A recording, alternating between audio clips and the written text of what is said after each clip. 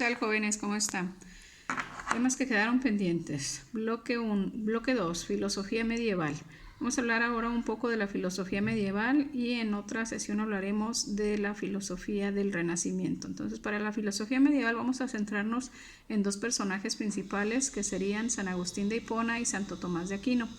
Y lo vamos a dividir como patrística y escolástica, del periodo del siglo II al siglo XV. Entonces, la patrística estaría situada aproximadamente entre el siglo II y el siglo V o VI después de Cristo.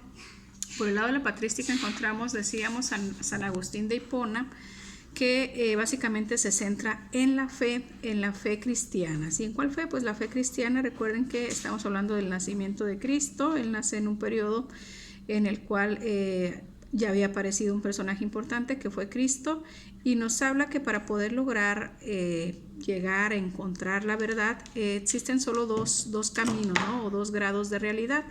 El primer grado de realidad sería el Dios inmutable, eterno e incorruptible, y la segunda realidad sería la creada por Dios, creada en nuestro intelecto, en nuestra mente.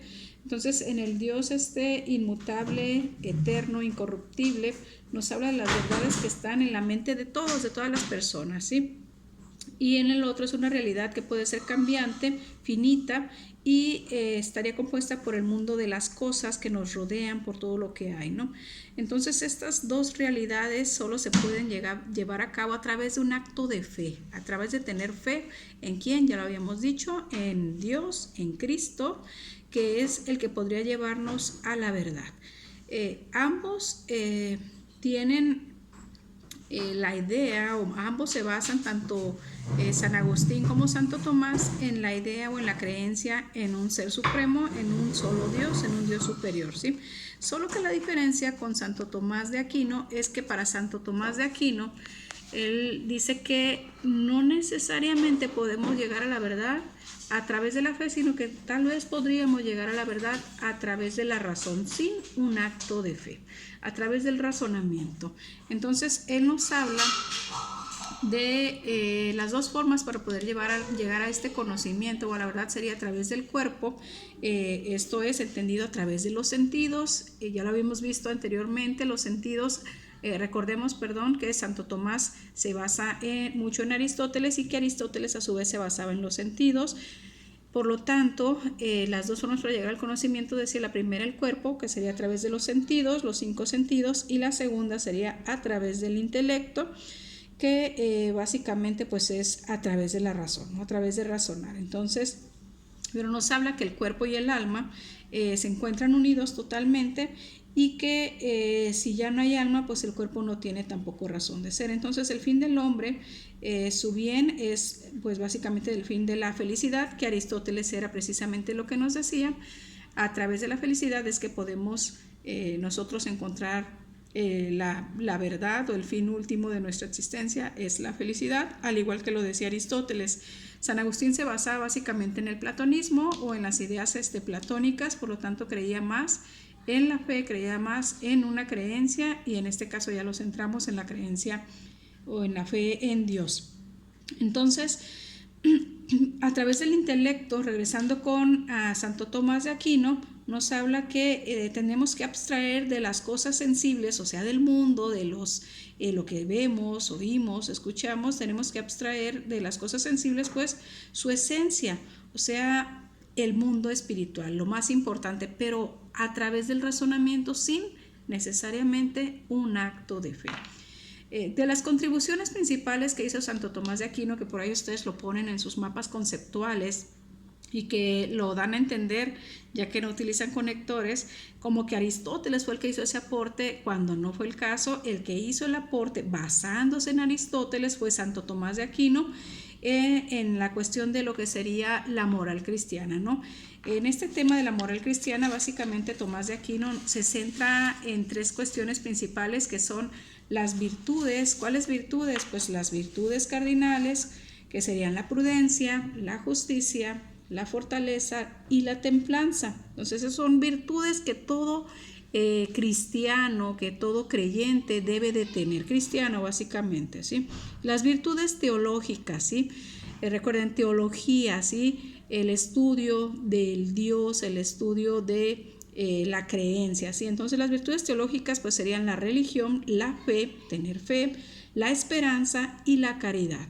Y por su parte pues también existen lo que son los pecados capitales. ¿Cuáles son esos pecados capitales que creo en alguna clase habíamos hablado un poquito muy por encimita de estos, ¿no? Entonces los pecados capitales pues son la avaricia, ¿no?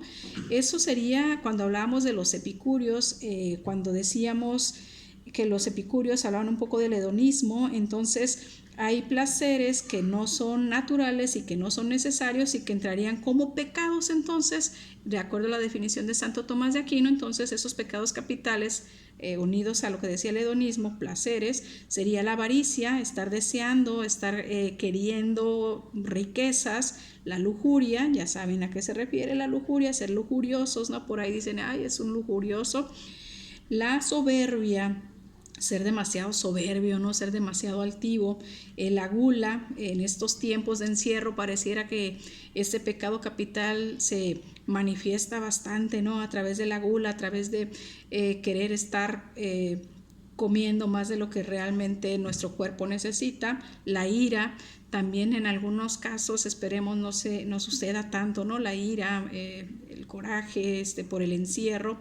La envidia, quisiéramos estar, estar envidiando, envidiamos la condición de otras personas, tipo de envidia. Y la pereza, que bueno, pareciera que gracias al encierro algunos van a salvar a la humanidad gracias a ser perezosos. Entonces estos serían los pecados capitales de los que hablaba Santo Tomás de Aquino y que son de sus principales aportes que realiza.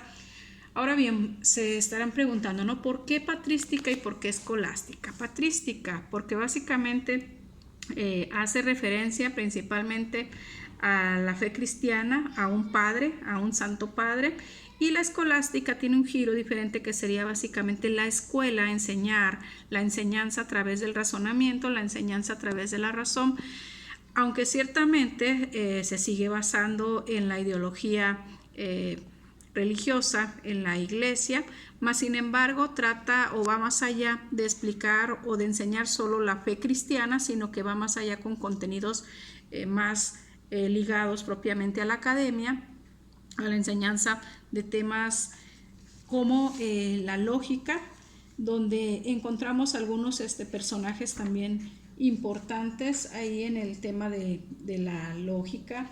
Encontramos a Pedro Abelardo y San Anselmo, ¿no? Que nos hablan de la lógica.